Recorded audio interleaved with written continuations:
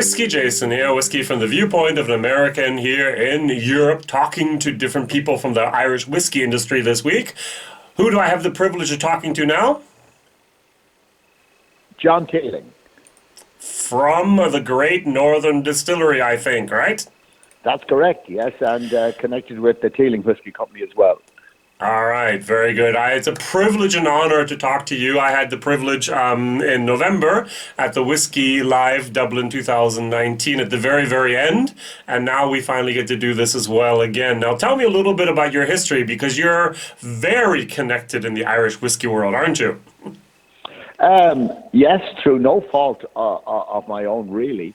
The Irish whiskey industry had declined down to being a monopoly, effectively, and had declined from 60% of the world down to 2% of Scotch, an appalling collapse. As a student in the States, I did a case study on whiskey marketing, Irish whiskey marketing in the States. It was awful, just very unsuccessful. And so I went back and looked at the industry and was quite shocked to see the causes and the extent of the decline, and decided, this was 1970, I decided at that stage that I should build a distillery, because distilleries use Irish grain, Irish thyme, Irish water, Irish air. So, it was an obvious industry, and my background was economic development. But I was a student, I was married, I was broke, and I was old. So I built the first two distilleries, the first new distilleries in the country in over 100 years, in a former alcohol plant in Cooley in 1986. So that was the genesis of it. But I was too early. Very good. And you were actually studying at Harvard, if I remember correctly, weren't you? I was, yeah. I was an academic for my sins, and I'm now converted, a recovered academic. I had been teaching in University College Dublin, and went back to do a doctorate at Harvard. And as part of a Ford Foundation attempt to develop business studies teachers. And so it took about 5 years. It was slow. But it was part of my doctoral studies that these case studies were written. Excellent, excellent. So you took the theory and turned it into a real live distillery, which we know by Cooley. Now tell me a tiny little bit about the history of Cooley, if you'd be so kind. I'd be delighted to do so. The big problem in Ireland was and is that whiskey is generally a blend. Now, we hear a lot about the expensive malts and things like that, but most people want an affordable, drinkable whiskey, and 85% of the world's whiskies are blends. But in Ireland, the only company that had columns to make the grain whiskey was Irish Distillers, and they didn't supply anybody else. So Irish Distillers for us would be Middleton, I think, right? Well, it was in Middleton, yeah. They essentially consolidated everything in Middleton in 1975, with the exception of Bushmills, which always made and only makes to this day single malt. And so I was looking for some way to find something to make to have columns. Now, setting up a grain distillery is expensive. It's very capital intensive. It's really a chemical plant rather than a kind of a fancy tourist-oriented pot still operation. And there was some state alcohol plants located, had been set up by the state here in deprived parts of Ireland to process potatoes into methanol. And they were totally inefficient.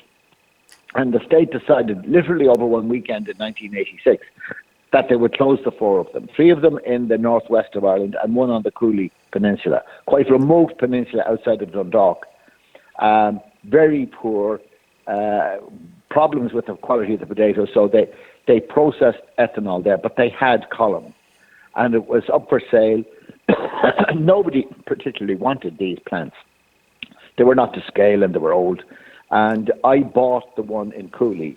The other ones over time, which one or two in Donegal and one in Mayo, they just became other things or were destroyed. So they're gone anyway. But so I revamped that by bringing in pots as well. So the logic from 1970 was that you needed the two types of whiskey, pot still whiskey and column whiskey. And the intention was I was going to make a light whiskey, because Irish whiskey had a very bad reputation as being heavy and would give you a hangover. So I wanted my if you like, template would have been to make at that time a Glenfiddich in the malt and to make a J&B or a Ballantine's in the blend. So that's what we set Cooley up to do.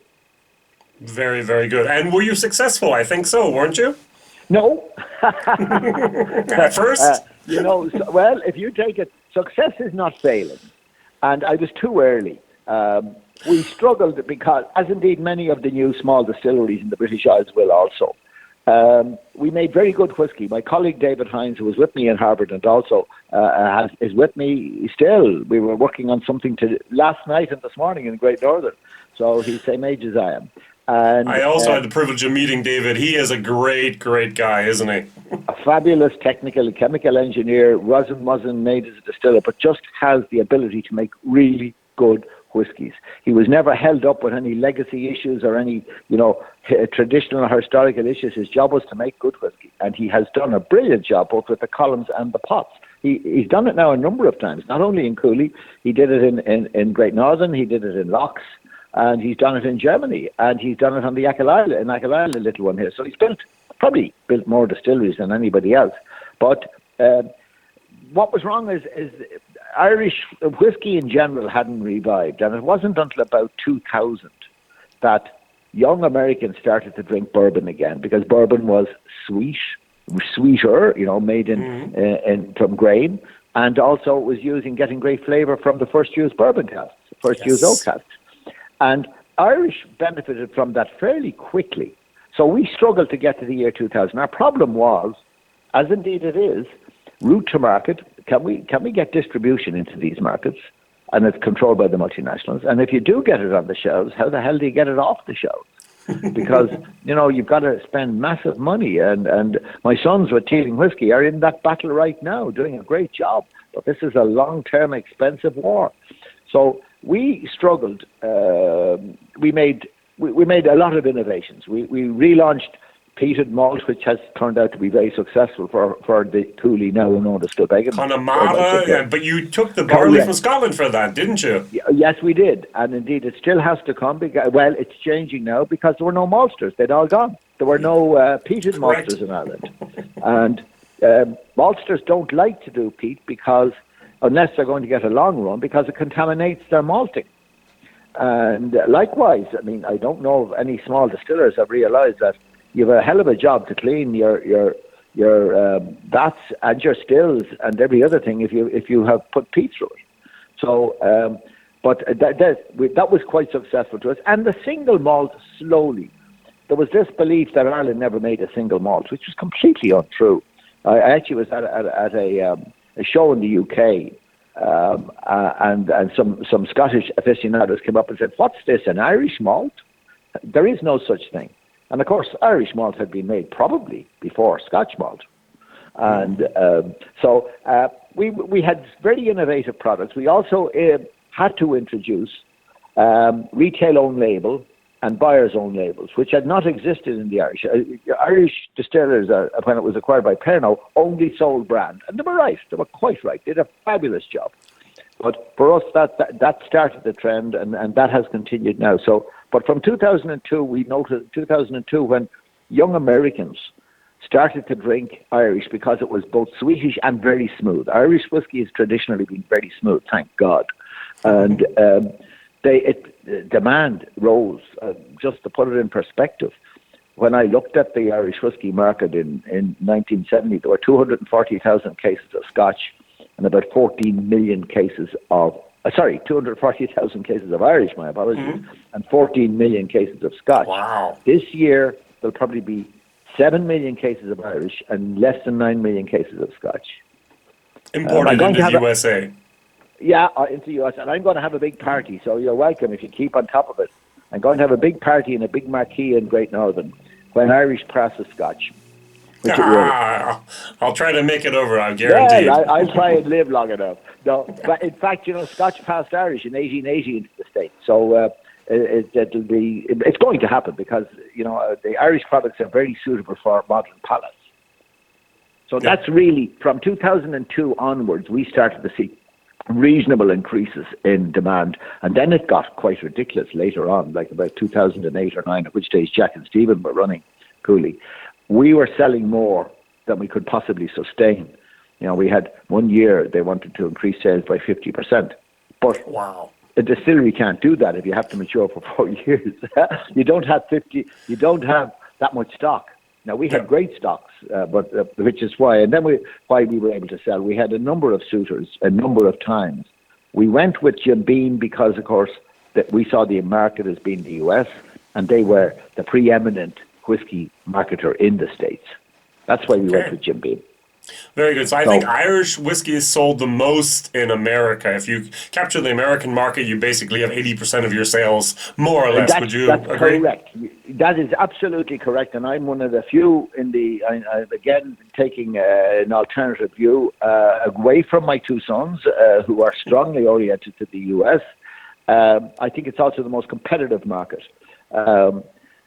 But it has been very successful for Irish. It's an easy market because it's culturally very similar to us, language and customs, though a difficult market. But the but is everybody sees the same opportunities, called the majority fallacy in marketing theory, and they all go for it. I would think that the 10-year future of Irish will lie in new markets. Europe is reviving, but still kind of slow enough. It's going to be Eastern Europe now. Eastern Europe and the Russias. It's going to be part India if we can ever get there. Africa is proving quite a strong market for Irish. South Africa is now about the 5th biggest market in the world for Irish whiskey, about 500,000 cases a year. And ultimately, it'll be new markets where we don't have the huge overriding presence of Scotch. There are markets in the world, believe it or not, where Irish outsell Scotch. Bulgaria, Romania, Tullamore Dew is the biggest selling whiskey. That shows you it can be done. Germany as well, by the way. Tullamore Dew sells more than Jameson here. Absolutely. I should have mentioned that to you, of course. And that's historic. For reasons. It is. Yeah, from the late 19th century, all of Northern Europe was a Tullamore Dew market. And there were probably other reasons in Germany as well. But marketing. Now Pernod is going after it. But it was a small market. You're absolutely right. I'd forgotten that because it was a very good market for Cooley. We had a very good company called Borco Matheson from Hamburg as the distributor. Yes. Just an excellent company. Absolutely excellent company. My apologies. There's phones going, all kinds of things happening here. So, yes. So I see a very bright future for Irish. I think it will continue to grow in the States. Because what happens now is the market for Irish whiskey, you know this, is young people, 22 to 39. And about 45% of new drinkers are female, which is only spectacular. Exactly. Wonderful, isn't it? Yeah, listen. Gender equality, yeah. Well, and only about 15% of you Scotch. Scotch is still an old man's drink, and long may it last. I hope so, because it gives us a chance. Very, very good. Now, you sold the Cooley distillery to Beam because of the market in the US. Very, very good. What happened then? Could you tell a little bit the story from your perspective? Yes, I did. It wasn't a unanimous decision to sell. Now, the reason for it, because myself and David Hines and Jim Finn, and really Jack and Stephen, we're finance people. I had some long-lasting shareholders who put up the money with me in 1986. Now, I was at that stage late 60s, and I was one of the young shareholders, and they had never received a dividend, and the offer was a very good offer. It meant that we thought the company would prosper. It hasn't worked out that way because it was acquired by Suntory, who have other priorities, but immediately it happened, they had no interest in having a non-compete. Jack and Stephen were not happy that their business was sold, and they decided they wanted to come back to Dublin, which was, of course, the cradle of Irish whiskey. And they wanted to establish a branded company, which Cooley was not. Mm-hmm. And again, my logic, and this is, guys, well done, go ahead, we'll help you, take a stake in it. But you also need blend, you'll need grain. And Beam had made the decision that we're not going to supply third parties now. They relaxed on that. So I was looking around to establish a grain plant, mm-hmm. And looked around the country. And then, as you know, in business, happenstance, luck, serendipity, and literally all three of them. Mm-hmm. Diageo decided to close their 3 distilleries outside of James's Street in Dublin, and left these 3 very large plants. I would have bought all 3 if I could have. They were wonderful. The one in Waterford's a great plant. Kilkenny had all the history from 1711, but that has been turned into a local kind of attraction by the county council. So I bought Dundalk. It was too big for me at the time, and we're growing into it. And I bought it specifically because a distillery is a brewery with a bit on the end. That's one way of putting it. Maybe Waterford would actually agree with you there. Well, what we did was, everything. Oh yes, of course. Oh yeah. Mark Rainier now is knows what he's about. I'll be talking to Ned on Thursday, by the way. Well, look, he's done a good job. I wish them very well. I have not seen the plant. I actually had an offer on that plant, and then Mark came in and bought it. I would have liked to have held that. I couldn't have got the money to develop the two of them. What we had to do was everything. If you haven't been around Great Northern yet, sorry, you'll need to get around it. I should have been there now. That was the problem. Absolutely. Yes. Well, I'm not allowed there either, so don't feel too bad.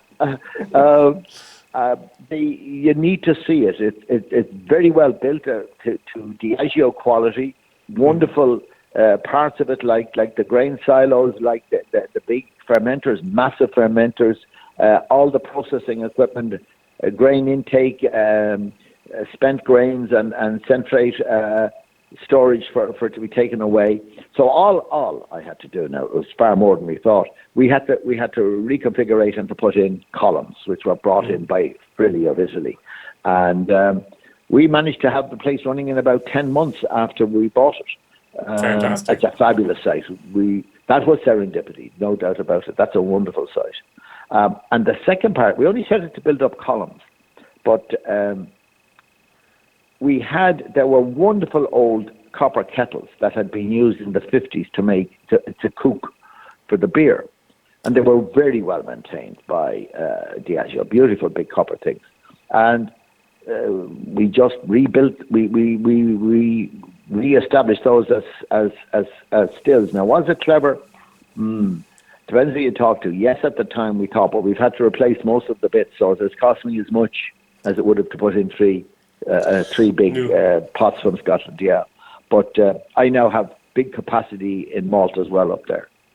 But that was an add-on. It was established principally to make grain whiskey, and that's its main job at the moment. Now, you do not have a Great Northern brand. What's your business concept there? I do have a bottle here from Burkus. You do have one brand name, Burka. We have the simplest Burks. Yeah, we have the simplest plan that has worked really well for us. We make good whiskey for other people. That's the statement. So consignment distilling.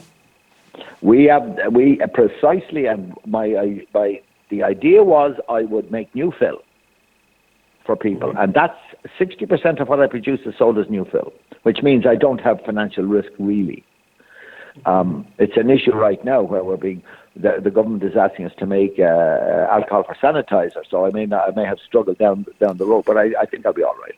So we never intended to have a marketing arm, and to this day don't.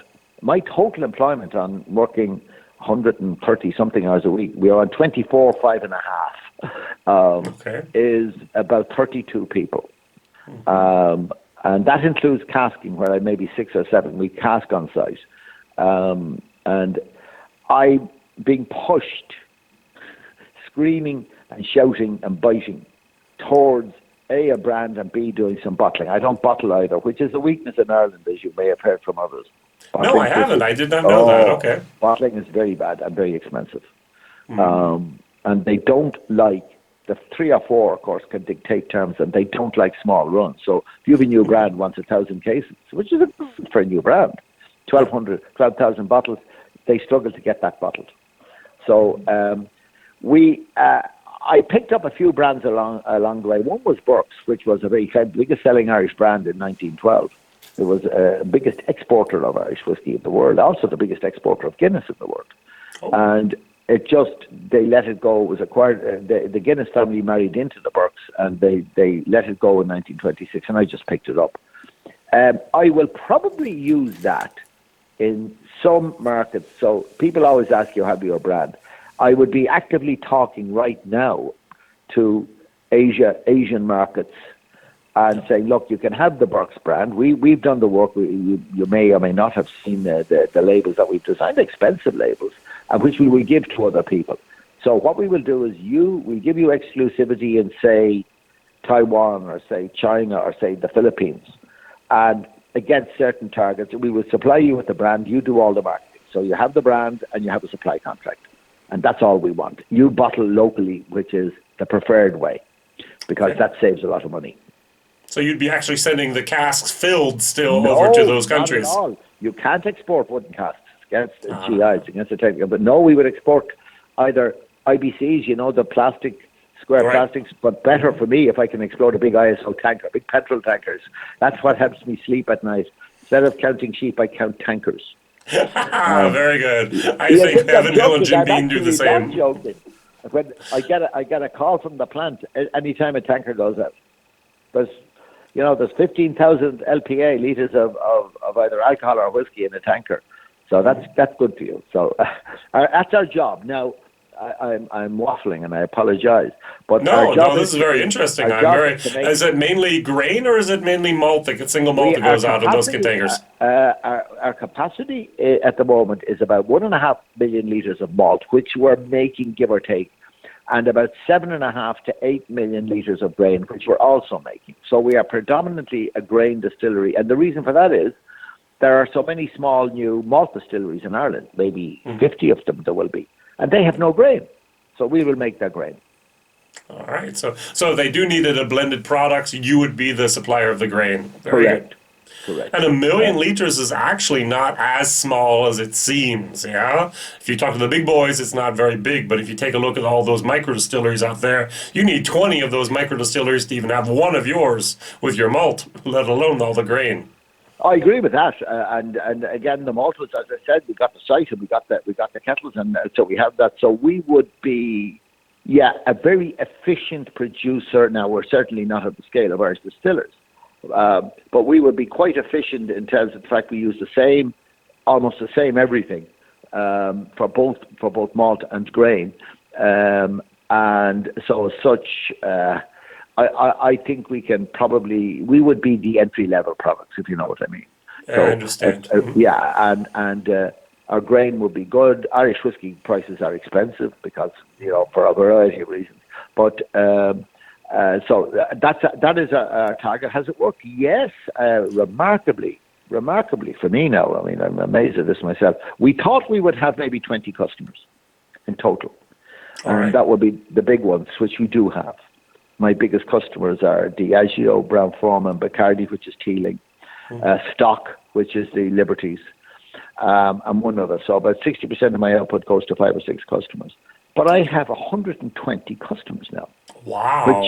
And it's great, but also complications. So the guys are working really hard. I'm trying to add people. But this isn't as easy as you think, because the guys can say, well, I'd like my own blend. And we have very good lab and very good blender. Brian Watts has done a wonderful job up there. His Scottish distiller that came to me has really good ability. And we're very flexible. So, if you come along and say, well, I don't want just the standard this, because I would just want a point of difference, we can vary it in either by age of blend. We can vary it by cask type. We can vary it by malt, double distilled, triple distilled, peated, pot still. So we can do that, and that's the good thing. The bad thing is then we have a massive range of products, which is, and I need to add more staff. I'm trying to add staff the whole time. Not the whole, 1 or 2 people who can work on this end of it to deal face to face with customers to help them design their own product. All right, very good.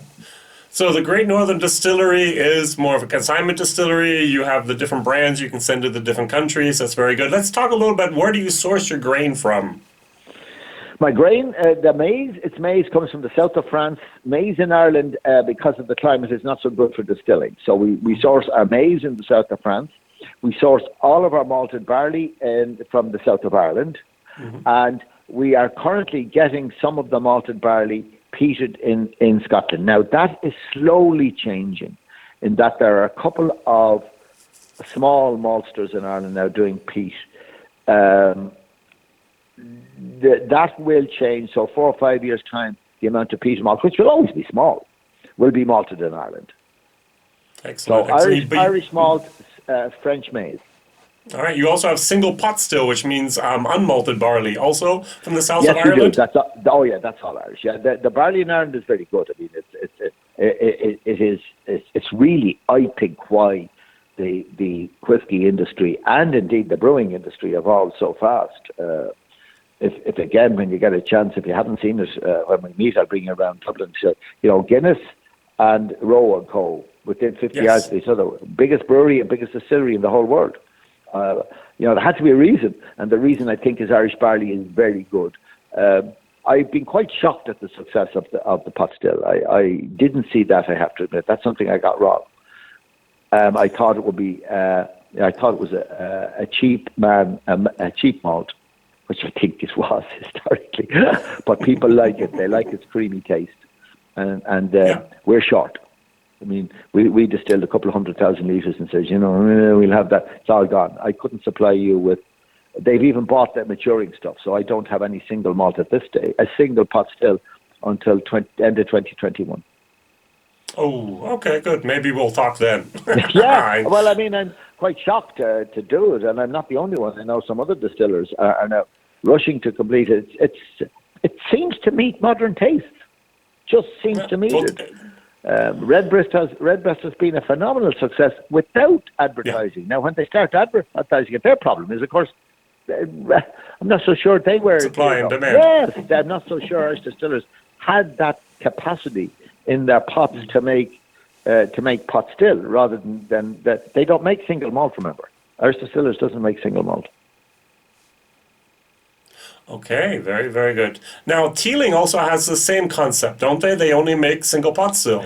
No, they make this year. You're quite right. I think about 5 months of the year they're making pot still, but they are single malt, triple. They don't do double.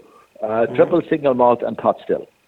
Very good. I think they did a little bit of peated, and again, we're a bit surprised that has been so successful because of Connemara. You're 100% right. Connemara is in short supply the whole time now. Yeah, that was actually the whiskey that converted me to peat, was their cast strength peated whiskey, which is no longer available, unfortunately. You need to talk to David Hine. And that was done, a thing called the Skunk Works, if you were ever into management theory. We didn't want to be making queer things up in Cooley. But David Hines and another guy, Brian Quinn, both well, thank God, decided they would make peated malt on their own and not tell us.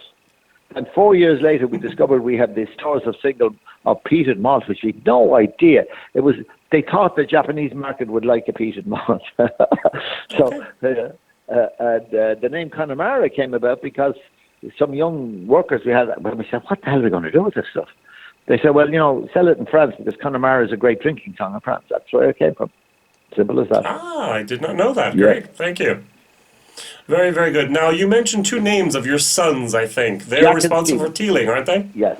Jack is the elder. He joined me in 2001. He was a banker. Came in and worked his way up in Cooley very quickly and took over as MD in 2007. Stephen, who was also originally a banker, worked in the UK on the whiskey marketing and on the other ventures we have in the UK for 3 years, then came back and joined us in 2007. So Jack tends to look after more of the strategy in Teeling. They're equal shareholders.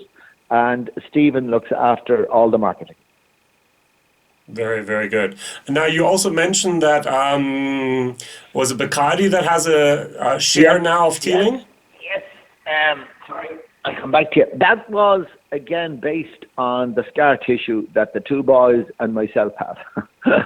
Okay, tell me more, please. Well, we had dealt with Bacardi since 1989 when they showed an interest in Irish whiskey, but we never consummated anything, ever. And then when the boys got going, they decided they wanted to go into Irish whiskey like they did with Angel's Envy in the States. Yep. Jack wouldn't deal with them. He says, he had no problems. This is a Teeling family company. But he was sensible enough to know that cracking the American market is horrendously expensive and long-term. No doubt. You $1 million, $2 million, $3 million a year in marketing in the States is a drop in the ocean.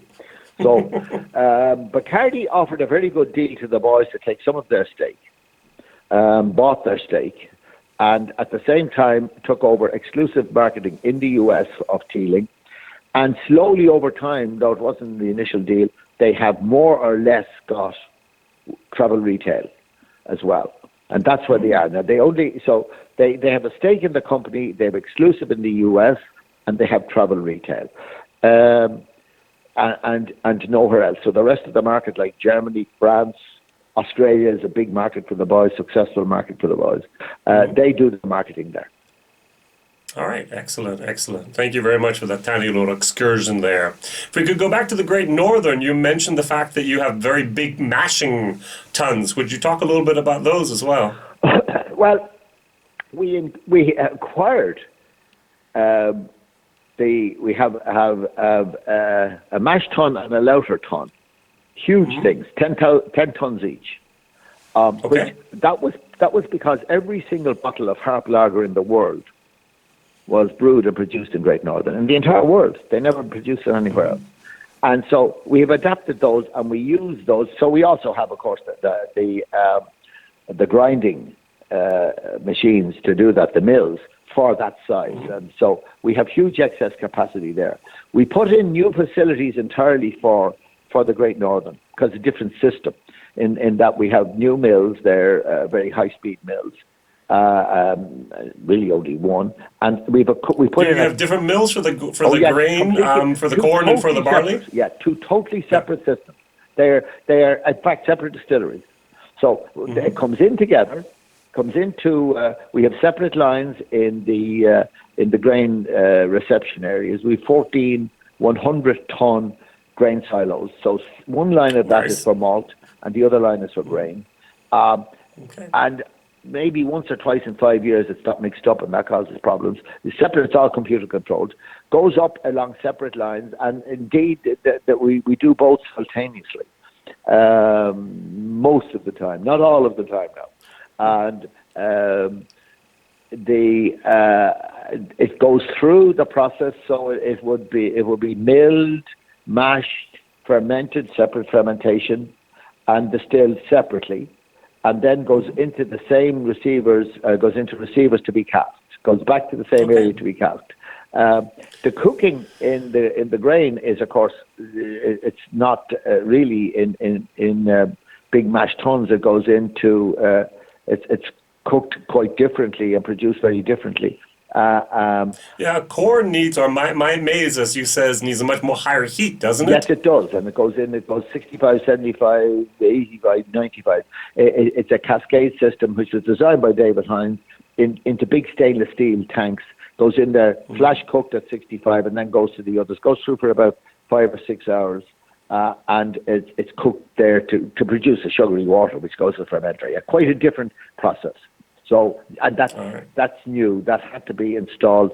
We were able to repurpose some of the stainless steel tanks, but not that many of that. That's a separate thing now. That again, it's a David Hines innovation as to how it's done. Ideally, you probably would have had one, maybe 300,000 or 400,000 ton big cooker, but instead of that, given the space we had, I think we have 4. By maybe, I don't know what they are, 80,000 litre tanks, and it cascades from one to the other at different temperatures. Works very well, and then goes outside. We have, let me get this right, 7 grain fermenters and 5 malt fermenters. Now, that's what we have at the moment. I have inherited another 21 fermenters. I have 10 by 120,000. Wow, I have some monsters. You really want to see these. These are. I really want to go there to also understand the entire grain process, because I think everyone knows how malt whiskey is more or less made, but the grain process is a little bit different. Well, then the man you want is not me. It's Brian Watts. He ran North British, 130 million litres of grain a year. But we have these 400,000 ton beautiful stainless steel fermenters. And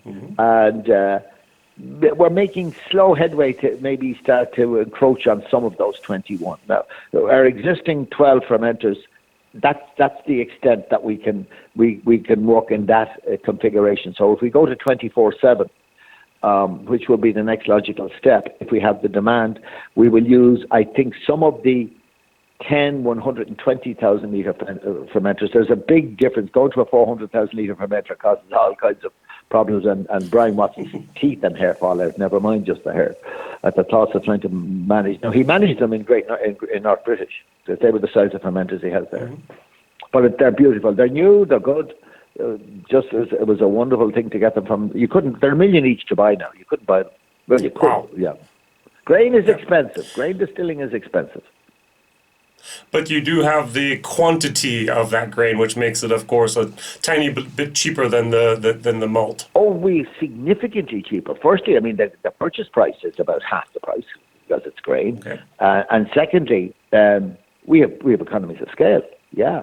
I have. If you go to my control room now, you'll see we have 3 per shift. Do work with 2. I believe that Tullamore Dew, Grants, is working with 1 per shift. Yeah, I don't think we go that far. So those 3 people, one watches the screens for the malt, one watches the screens for the grain, and one is kind of, if you like, the supervisor. And that's it. They control everything from beginning to end. So in theory, you could have nobody. Well, during the night, you have nobody else on site. I only have 3 people on site, and then distilling. I don't know, many thousand a day, 20 more, 30,000 litres of grain a day. So on a shift, it'd be 10,000 litres of grain and about 3,000 or 4,000 litres of malt each shift at night with only essentially 2 people. Yep, fully automation. That's great. Yes, it does. Now, you're running at the moment, you're not running 24/7. You're running, 2 shifts at the moment? We're running 24/5 with extra time on a Saturday. Now, that can only last for so long. You can't ask people to keep working overtime. I tell you, I have been reluctant to go to 24/7 because it involves another management team. It would involve a specialist weekend shifts, 212s. You know, guys would work 24 hours a weekend. They'd work a Saturday and a Sunday. And that involves another maybe 10 people, but they have to be managed. And I really need another assistant general manager. Brian is very reluctant, and I don't blame him one bit. We work 24/7 in Cooley all the time. And so it can be done. And that's the next logical step. It will, for me to go to 24, it cost me $2 million to go to, I expanded the capacity last year. It cost $2 million, new fermenters and some changes. To go to 24/7 will cost me probably $3 or $4 million, which is, you know, in the scheme of things, to add an extra 4 or 5 million litres of capacity is nothing. Great. All right. Thank you very much for talking all about that mashing. Would you talk a little bit about the fermentation time as well? Do you have a special set time? Yes, we have, and we have done a great deal of work. And again, the general manager would be one of the world's great experts of fermentation because, as I said, he made 100 million plus of grain whiskey in North British. Yes. We have reduced our fermentation time probably down to about 30 hours, maybe a little less, from 60. That's quick. And this is, we have cooling. You have to be very, very careful with the yeast. Apparently, now you're talking to a finance man. Apparently, they are very cantankerous. And if you vary the temperature by maybe 1 degree, it'll either give up or go mad. Exactly, they don't like that. No, don't like change at all. And so we have experimented with different types of yeast, as I know Irish distillers have. You hear stories that Irish distillers' fermentation time is much shorter than that. There are pluses and minuses. You don't want to burn the mixture or cause it because you can change the taste. So we're probably at the moment where we changed the yeast, we experimented with strains, and so we're, as I say, about 30 hours, which is very good. It essentially increases your fermentation capacity substantially. And that's because they have varied the yeast over the last couple of years. A lot of work has been done on yeast technology and on fermentation technology. Very good, very good. So you are not the whiskey connoisseur. You are the whiskey businessman, which means you actually don't drink whiskey yourself, I think. Don't drink alcohol. Isn't that weird? You know, I don't know about that. I mean, people, I never have. I've never tasted whiskey. I don't know if you know anything about my background. I, in the 70s, started off by buying up shares in old clothing companies in Ireland that were, of course, falling apart at that stage. Everything was moving to Far East. And I ended up producing 50% of all the ladies' underwear in Ireland. I did not know that. And I hardly ever wore it. I hope not. Yeah, but certainly never in public. I'm not sure you need to know. Now, it has caused me immense trouble. Immense trouble. In the beginning, in a couple of companies, I went into a boardroom, well received, and the chairman looks at me and says, "I don't trust a man who doesn't drink." And that was the end of that joint venture. And that was with Matthew Clark, and you know what happened to them. And then I was with Mary Brazard, and after the lunch, which I didn't drink any of their red wines and white wines and dessert wines and God knows else, I actually wasn't so bad. I had water rather than Diet Coke. They would have flung me out through the window if I'd have asked for a Diet Coke. On the way back to the airport, the guy said, "That won't work," because he said, they said amongst themselves, it was the first time since 1775 a non-drinker was in the boardroom. I don't know about that. I have people. I have to tell you, our mission is very, very clear. I have to make what people want to drink. I have no hang-ups at all about that I have this knowledge, superior knowledge. I've none. And my job is to make what people want to drink and to make it well. It really is. And I try to do that in anything else I'm involved in because I don't know. That's why I'm delighted that Scotch is so hung up on tradition because they don't make what young people want.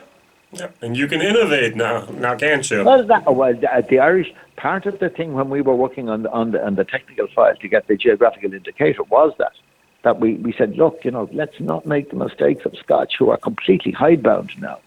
So we have the ability to innovate a bit more. Not much. Now, Scotch is changing, as you know. Yes. It's changing towards it in terms of the type of cask you can use and how long you can do and when you can change casks and things like that, which has a very big impact on flavour, huge impact. So not drinking, now maybe it did impact on me, but I wouldn't know since I never did. Now, I'm not great. One of the bad consequences of this, I'm not a hail fellow, well-met marketing person at all.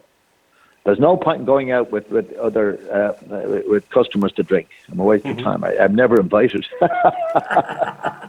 Well, yeah. All right, and, you know what? I don't mind that. I'm perfectly happy I didn't have that. I'm sure. Yeah. You mentioned the word geographic indicator. Now, we decided, basically, it was Pernod Ricard and you, wasn't it? Or who decided and how did you decide? Right. That's exactly right. It was Pernod and ourselves. And, the victor always gets to write the history of the war. That's a fundamental fact. Yeah, think about it. So Pernod Ricard said, well, Irish whiskey is what we make. Which, of course, it wasn't. It never was. And it was what the current successful managers made. So we fought tooth and nail, believe me. Things like they didn't believe in peated, didn't believe there was ever a peated malt. And I had to do a lot of research to show that there was peated. Didn't believe it was double distilled until I showed them that Jameson was double distilled until after the Second World War. And also I was able to show them that Bushmills was peated until well into the 90s. I did not know that. Yeah, I know you didn't, because of course they wouldn't say it now. And if you see the new Middleton, the 35,000 euro bottles of Middleton? Yes. They've come out, it's peated. Oh, okay. Very good. So they proved their own point. Yeah. And in fact, a fabulous situation was the Cork area where they went. The central whiskey production was Dublin by far. And then when they didn't put in the columns, it moved to Belfast. But Cork was a very active area of making single malts and making some peated malt. Okay. So Middleton, the old 1780 or 1825 Middleton plant, which they closed in 1975, had peat in it. It's amazing how the change has come about. So each bottle has a couple of % peat in it. So we had various things like that. And we wanted the ability so that you could vary the cask as well. There's this kind of nonsense. It's now enshrined in law. There's nothing you can do.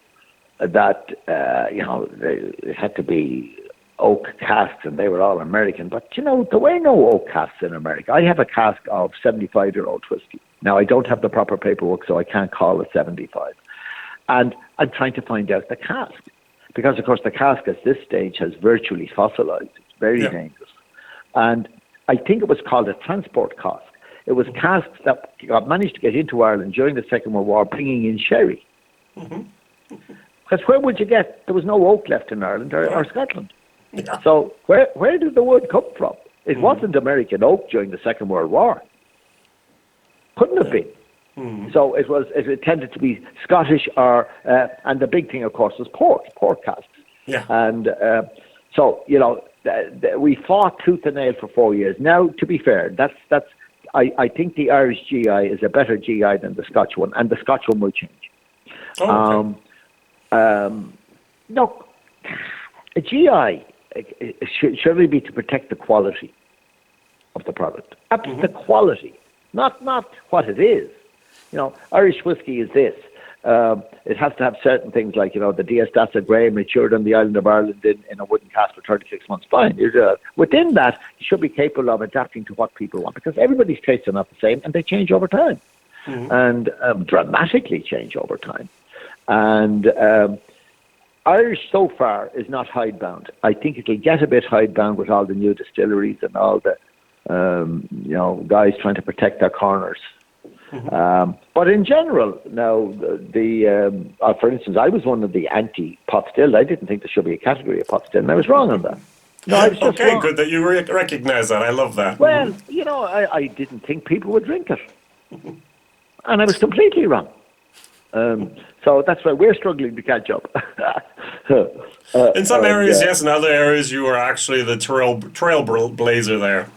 Yes, that's what happened. And pot still was definitely Irish distillers, and the other areas had to be us. I mean, we're strong believer in double distilled Irish whiskey because it has more flavour. Yeah. And again, we triple distill because that's what Jack and Stephen were very adamant it has to be triple distilled, and David Hines.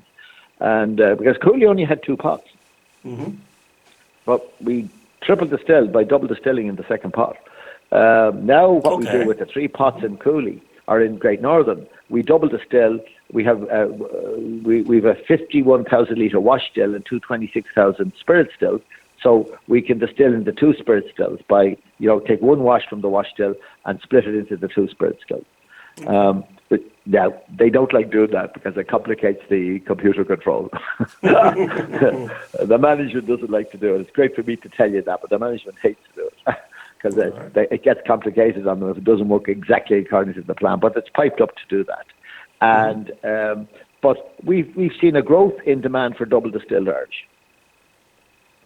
Very, very good. Yes, I was offered either double distilled or triple distilled. I was like, let's go for double distilled at the beginning. So very nice. And also that was a little bit of the problem. The Irish distillers just wanted to rewrite history and say all Irish whiskey was always triple distilled because that's how they do it. No, it was worse than that. It was always triple distilled. It wasn't peated, and it was always made in big pots. Okay, right, very good. There was also a pot size restriction, wasn't there? Yeah, well, their logic on the very big pots was now there were also some tax reasons that you have a big pot instead of a little pot. But the other reason was they were trying to compete with columns, and they were trying to get economies of scale. So what they did is they put in 3 big pots. So they got big volume, and in triple distilled it was lighter to compete with blend, and cheaper, economies of scale. Of course, it didn't work. You couldn't compete. It's like the Nokia trying to compete with an iPhone. Just doesn't work. No matter what you do with a Nokia, it's still a Nokia. I have one. I actually have one in my pocket. You're calling me on the iPhone. Yes, I know. Okay, very good. So, what was the size of your pot stills again?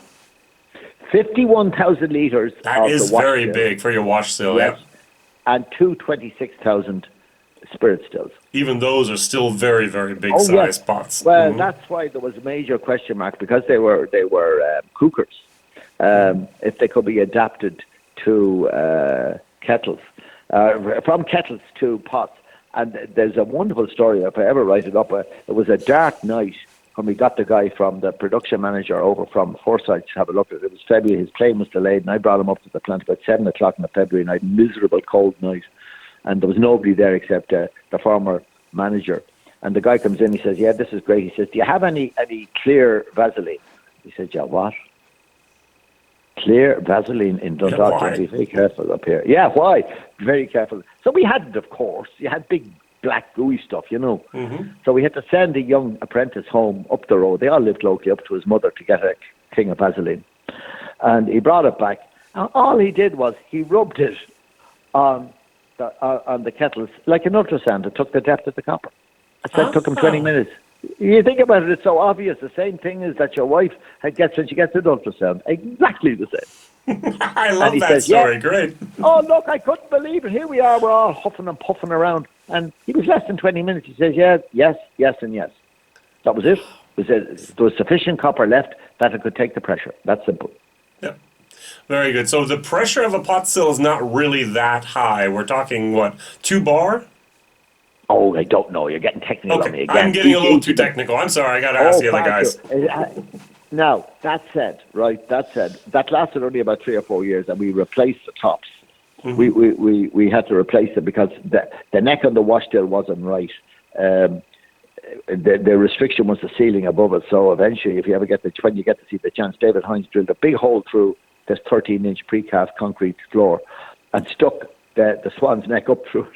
Wow, no, I really have to see that now. Yeah, again, innovative, and because we had space on there. So you actually see the top of the condenser and the top of the long swan's neck is on a different floor from the pot still.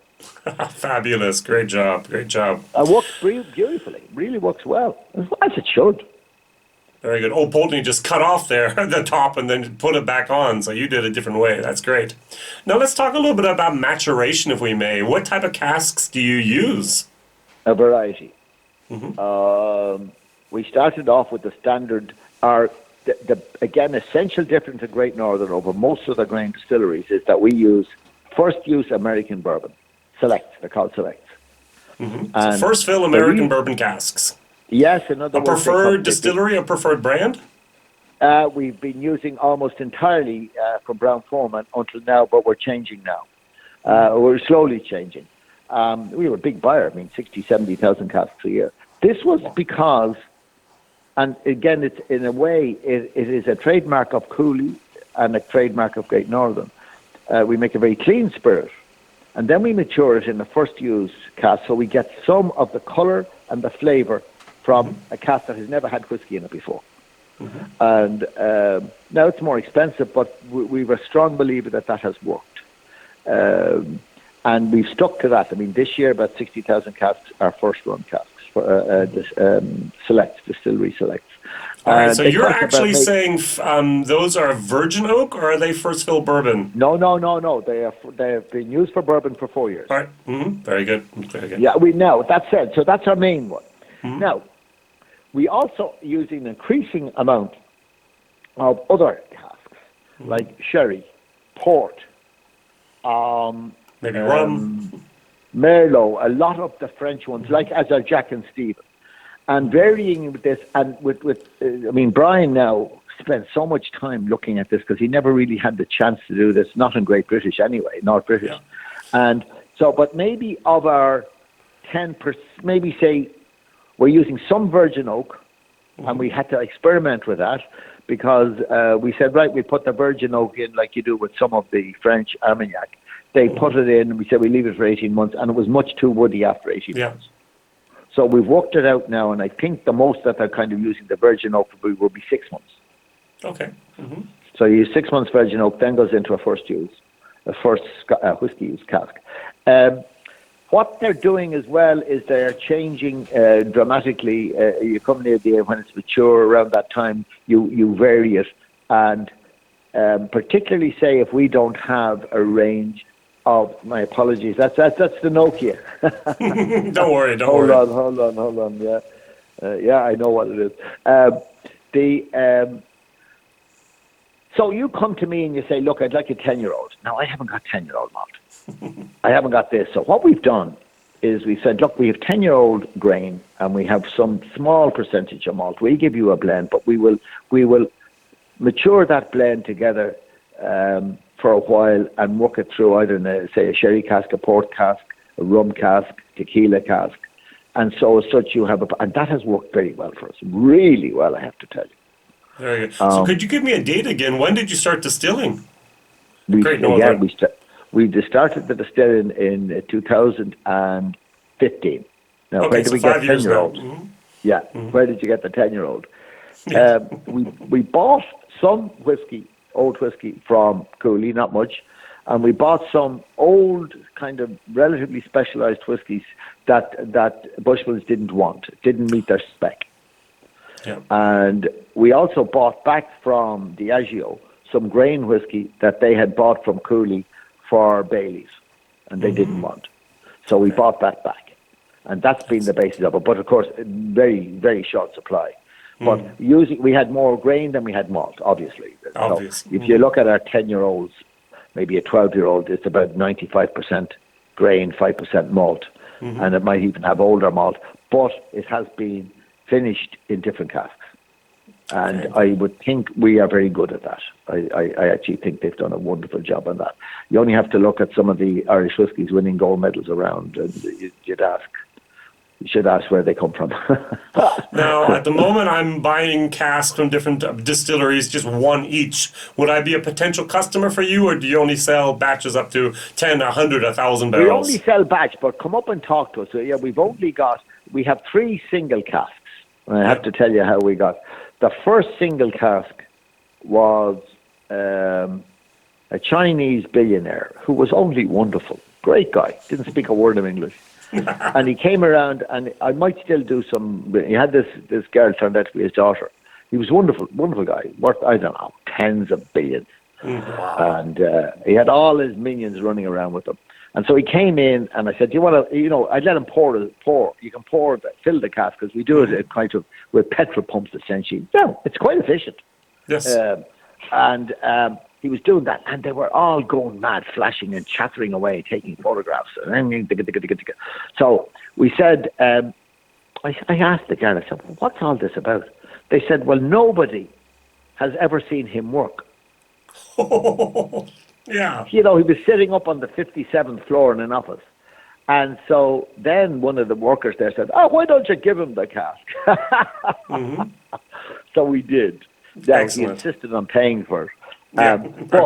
But you know what? They had some of these line of platinum credit cards. We don't take credit cards. So they came back on the Monday with the cash. And the second one is a big country and western singer. Same problem. Some of the guys working said, "Oh, come on, Nathan Carter, huge country and western singer." And he said, "Oh, they all wanted photographs taken. And this is a country area, so he was the greatest thing since Cadillac Cornflakes." But look, talk about it when we're up there. We can do it. Now, I do them for my grandchildren, of course. Of course. Certainly, yeah, you can do. I'm sure we'll try and do something like that. We have to do it. But in general, we haven't done that. You're looking at minimum lots of 6, which you don't need 6. But look, when you're there, talk to us.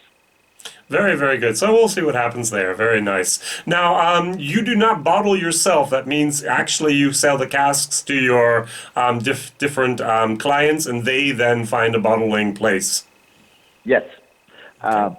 What we do is we mature. We warehouse for them. So when they sell it on, we will take it back, and then they either take it in cask, but in general, we disgorge for them. And we put it in, we blend it there for them. If it's a blend, we actually blend on site, and we send the blend to a bottler. Excellent, excellent. Okay, good. Now tell me a little bit about your warehouse or warehouses. I wish you hadn't asked me.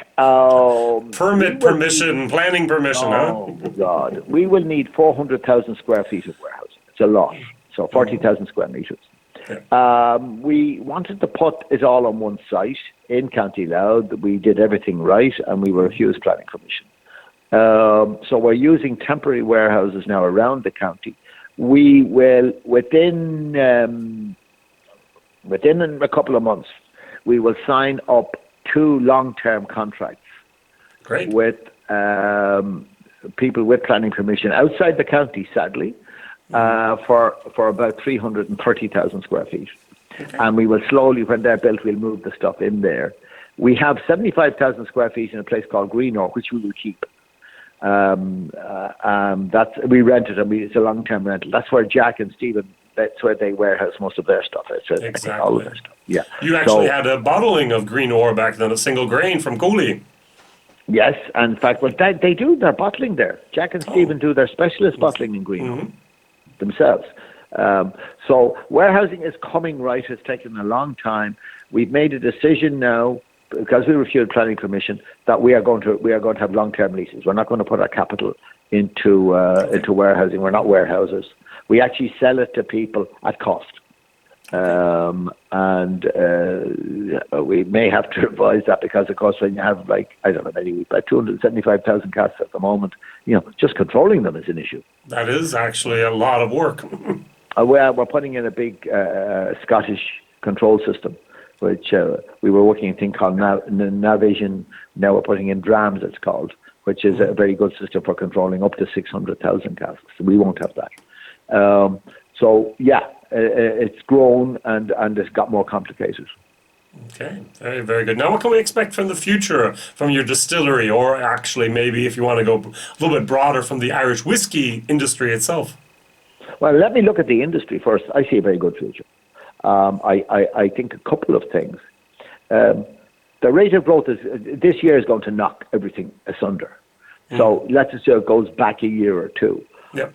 We will be doing 20 million cases by now say 2026 now, right? Mm-hmm. Then the question is, where does it go from there? Even if it grows at 6 or 7% a year, that's 1.5 million up to 2 million cases a year. So it could go to 13 million. I think there's insufficient, would you believe, capacity, distilling capacity in the industry. What's currently there, a big plan for that. I think the growth markets, I think the States will probably go to 10 million cases. Okay. Yeah. I think Eastern Europe is going to be 2 or more. Mm-hmm. Looks like it's going to be more there. Oh, yeah. Well, Russia is going to be 1 million cases very quickly. Mm-hmm. Mm-hmm. I think it's probably 700,000 this year. I think the big areas will be China and India. China is 20,000 cases of Irish. It's way out there. It's not going to be that fast, that quick, I don't think. Mm-hmm. And I could be wrong on that. But places like Thailand, the Philippines, Taiwan, Singapore, Hong Kong, they will be reasonable markets for a small industry like ours. Australia is a big market. I would see Africa now, South Africa spreading into West Africa, because that's a big Guinness drinking and a whiskey drinking area. Mm-hmm. Nigeria, if we can live there. It'll be 500 million Nigerians, but mother of God, I don't know how I've never done, I've been involved in Africa in the resource companies since 1980, but we've never managed to do business in Nigeria. So Africa, I think, will be a country. Now, for me, the unknowns in a way are Canada, Mexico, which is growing fast because, of course, now our Bushmills is owned by Jose Cuervo. And what happens in South America, which used to be a very strong Irish market. Venezuela, Colombia, and Argentina were big Irish markets in the 19th century because the Irish immigrants went there. Yeah. So I would be very positive in terms of where the industry is going. Will there be fallout? Of course there'll be fallouts and shakeouts. Of course there will. But the whiskey is being laid down, and the whiskey is good. It meets modern tastes. It's a question of just keeping on top of that.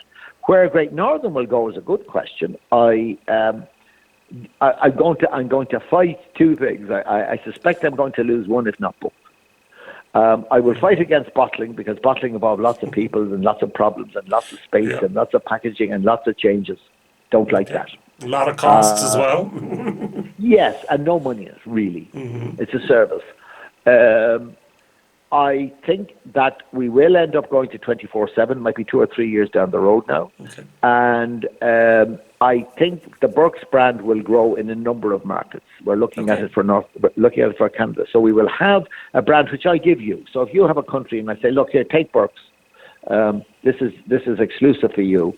That wasn't unusual. That's how Dewars and people like that did it 100 years ago. So I think that's what's going to happen now. Will things change? Yes, of course they can change. Yep. The future planning models are assuming the future is the same as the past, except more so, and it never is. That's very good. That's very true. Yes. So all right. I'm very optimistic about it. I think we're very lucky to be in a good place. Mm-hmm. Now, will we have the opportunity to see Great Northern distillers at the Whisky Live Dublin in 2020?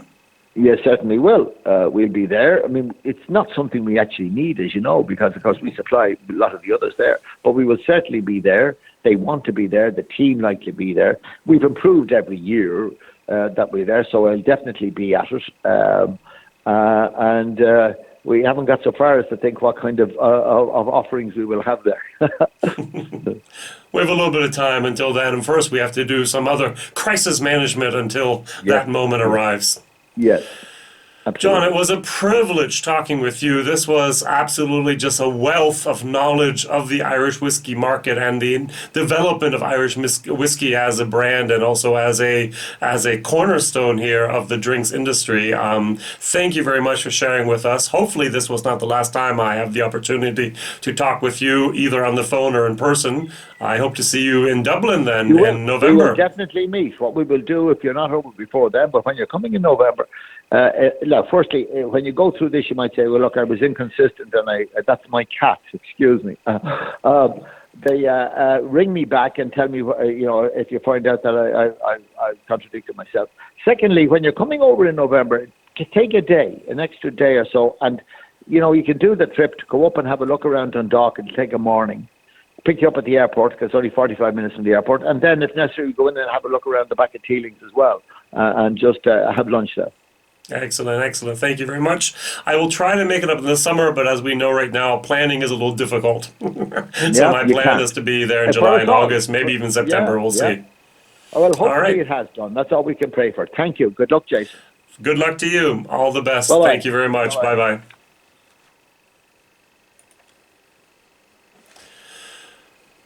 WhiskyJason here, whiskey from the viewpoint of an American here in Germany, talking this week with a lot of different Irish distillers. What a privilege to hear John.